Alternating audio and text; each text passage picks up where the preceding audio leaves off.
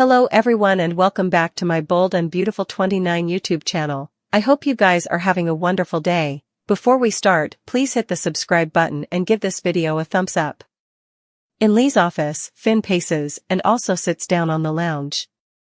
He flashes to Lee saying his relationship with Poppy was special and questioning who Luna's father is. After doing some further pacing, Finn perches on the office and picks up his phone. He calls Poppy, who's at a coffee shop. She looks nervous about his call and asks what's going on. He wants her to come to his office. She asks if everything is okay. He's not sure and needs to see her write down. After decoupling, Finn looks through prints on his phone and stops at one of Luna, narrowing his eyes. At Bill's place, he and Luna bandy her ankle examiner. She doesn't mind wearing it and is thankful he got her out. He reminds her this is their secret.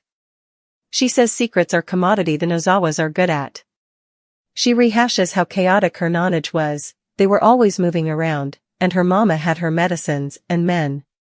She felt her life was fully consumed by Poppy's. Bill says that's no way to live. Luna recalls having to take care of her hungover mama, who always said they only demanded the two of them. She named her Luna because she loved her to the moon and back. But how can that be true when she wouldn't tell her who her father is? Talk turns to Bill's pater. He says he wouldn't be the man he was moment if not for his jests with him. Luna tells him that Poppy's Nozawa power is now pointless.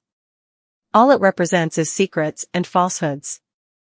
At Il Giardino, Deacon checks in on Jack, who's awaiting someone. Suddenly, Lee appears. Jack thanks her for coming. She tells him they've a lot to talk about. Lee admits she hasn't wanted to see him for a long time, it was too painful. Jack nods, I know. What happened with Sheila? Lee stops him. She doesn't want to talk about it. Jack is sorry for the pain he caused her. I did love you, Lee. I still do. Lee says he has a funny way of showing it. Jack will keep saying he's sorry until she believes him and forgives him. Lee's not sure that day will ever come, but right now, she's the bone. Who needs to apologize for allowing all those times that he could be Luna's father? In his office, Finn looks up Luna and her crimes online. Poppy knocks and comes in. She asks, is commodity wrong? Finn isn't sure and puts the question back to her. Poppy admits effects have been delicate. Finn saw his mama and he knows about the maternity test. Tom Starr was Aunt Luna's father. He recaps that his mama ran maternity tests on Tom and Jack, and neither of them are Luna's pater. Poppy knows she had a frontal row seat for all of it. It was awful, and violent. Finn's sorry for how his mama handled it all. He hates the way she's treated Poppy. His aunt says it does explain how cold she's been to her over the times. Finn hopes they can fix their relationship. Poppy tells her whoreson he doesn't have to worry about her. He has a full life with his career, woman, and family. Finn reflects that the moments with your kiddies you see ain't get them back. To miss out on those would be ruinous. He asks, aren't you curious? She asks, about what? He replies, who Luna's father is. He asks why she transferred back Tom's letters. Poppy says they were fine on their own. Finn argues that not knowing who her father was easily had an impact on Luna. It may have led her down the road to killing two men, his woman was abducted and could have been killed.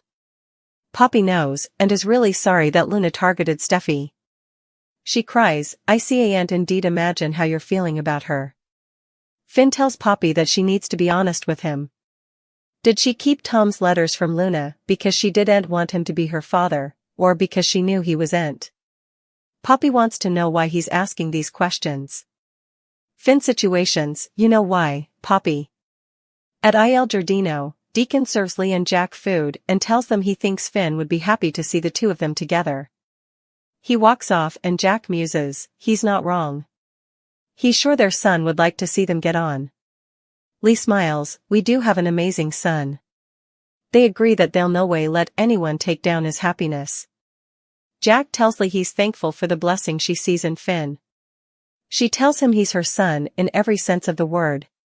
Jack takes her hand and addresses the pain she must have felt over his affair, and allowing he was Luna's father. Lee nods. At Bill's place, Luna tells him she takes full responsibility for her conduct. Bill says she can still begrudge what led to her conduct.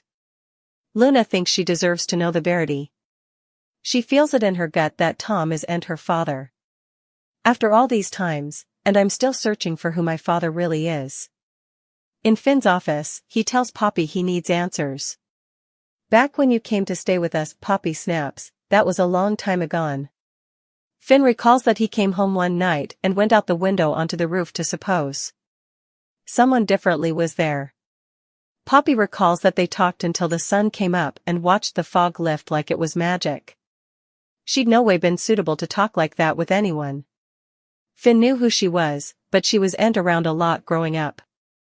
Poppy muses that she was gone as soon as she had her motorist's license. She was a free spirit, but she went from city to city looking for a connection, a place to belong.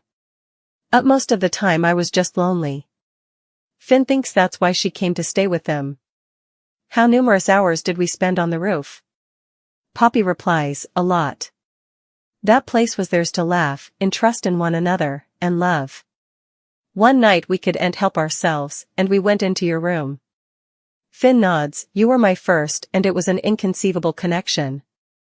There was nothing wrong with it, I'm espoused and was of age. In retrospection, over the times, he's realized how wrong that was, but she changed his life. Poppy says, you changed mine. Finn says that's his concern. What exactly did he do to impact her life? Poppy reminds him they agreed not to speak of this. Finn has a terrible feeling. When you told me you were pregnant, you swore it couldn't be mine, but also you were gone. Turning stern, Finn demands, you need to tell me. You need to tell me the verity. If there's any chance at all that Luna could be my son. You need to give it to me straight, Poppy. The verity. Am I Luna's father? Lee venting to Finn about Jack's infidelity ways, Ridge and Taylor help make a family moment for Steffi and Finn. It'll be a day filled with moments you wouldn't want to miss. Lee was induced, she knew who Luna's pater was. She allowed. Poppy and Jack cheated together when Poppy stayed on their settee 20 times ago. Lee allowed. Wrong, however. Last Friday's B&B proved that Jack was Aunt Luna's father, which left Lee apologizing to Poppy. Steffi was each about her parents reuniting. She's wanted it for a long time, and now Ridge and Taylor are back together. Plus, Steffi's marriage to Finn is in a great place. At least in her particular life, Steffi's world has been just about perfect lately. Brooke has always been at the center of utmost tantalizing love triangles, but this time, she may be stepping into uncharted home.